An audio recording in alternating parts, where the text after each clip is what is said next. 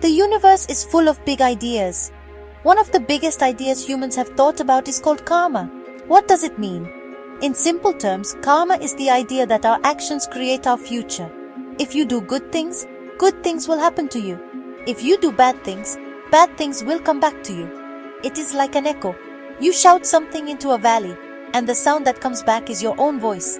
Karma suggests that the universe has a similar system for our deeds, both the good and the bad ones.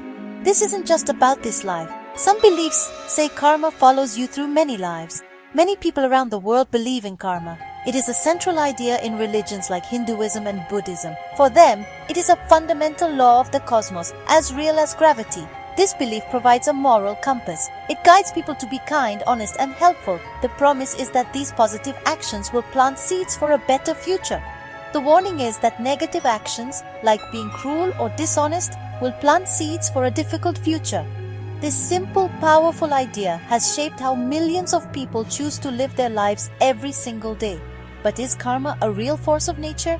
Or is it just a story we tell ourselves to encourage good behavior? This is a fascinating question. Science looks for evidence. It looks for rules that apply everywhere, all the time. When we drop an apple, it always falls down on earth.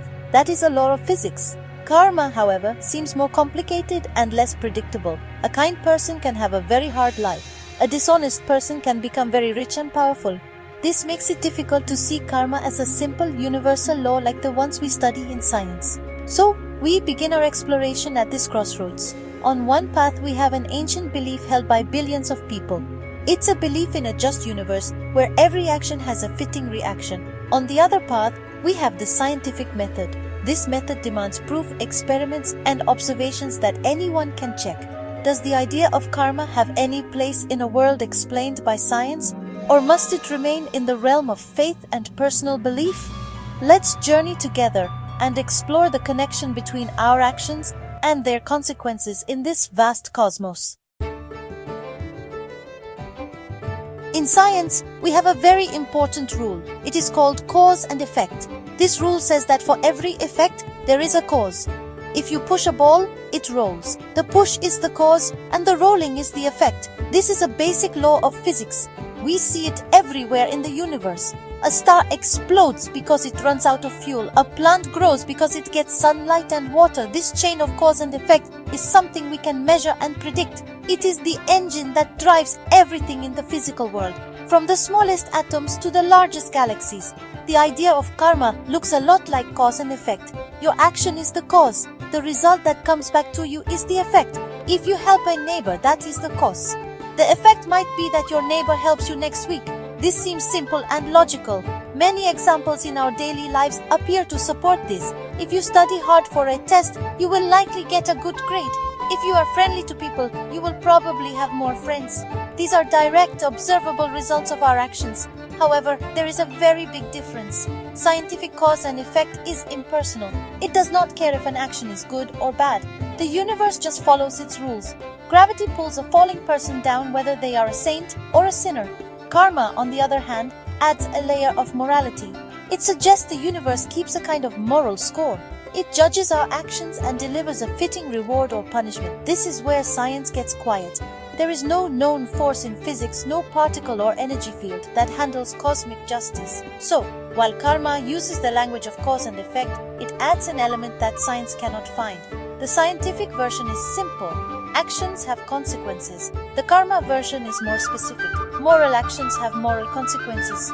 For example, if you steal money, the scientific consequence might be that you have more money. The karmic consequence might be that you lose something valuable later or experience guilt and fear.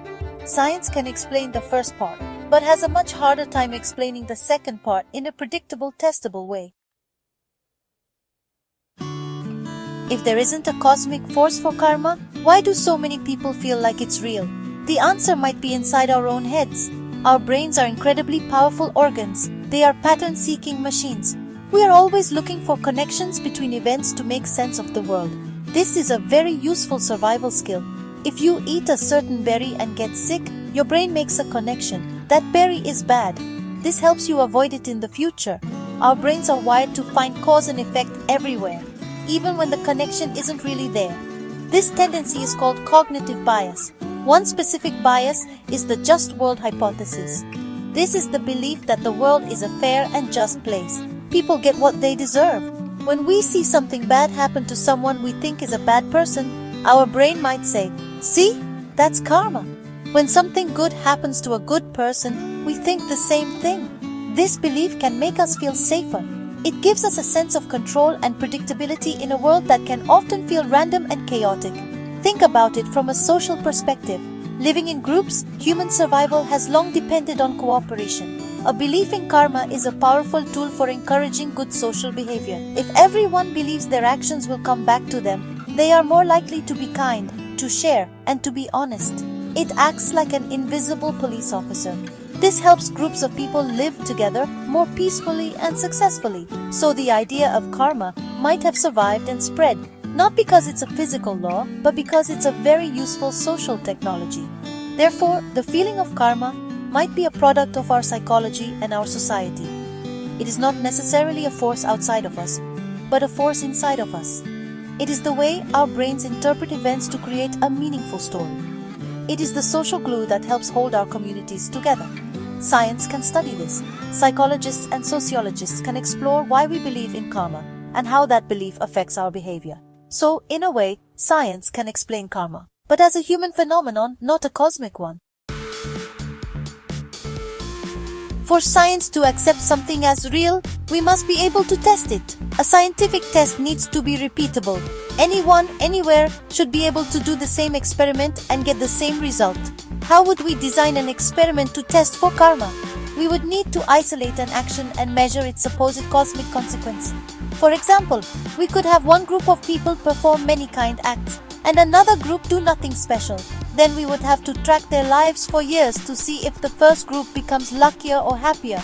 The problems with such an experiment are enormous.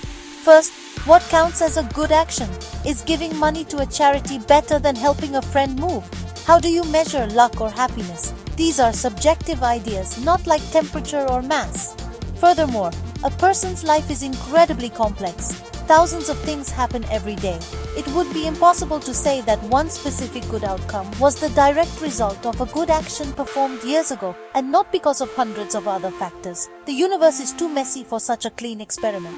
Science works best with simple, isolated systems. It looks for universal laws that have no exceptions. Karma, as people describe it, is not simple. It is complex, personal, and often works on a very long time scale, even across lifetimes according to some beliefs. Science cannot measure what happens after death. Because we cannot design a reliable, repeatable experiment to prove or disprove karma, it remains outside the reach of the scientific method. Science can neither confirm it nor deny it. It must remain silent on the matter. So, does karma work? From a scientific standpoint, there is no evidence for a cosmic force that rewards good and punishes evil. However, from a human standpoint, the law of karma often seems to play out. Acting with kindness often leads to better relationships and a more positive social environment, which naturally brings good things into your life. Acting with dishonesty can lead to stress, mistrust, and negative consequences. Perhaps karma is not a law of the universe, but a practical guide to living a better life within it. It's a powerful idea that reminds us of one simple truth: our actions matter.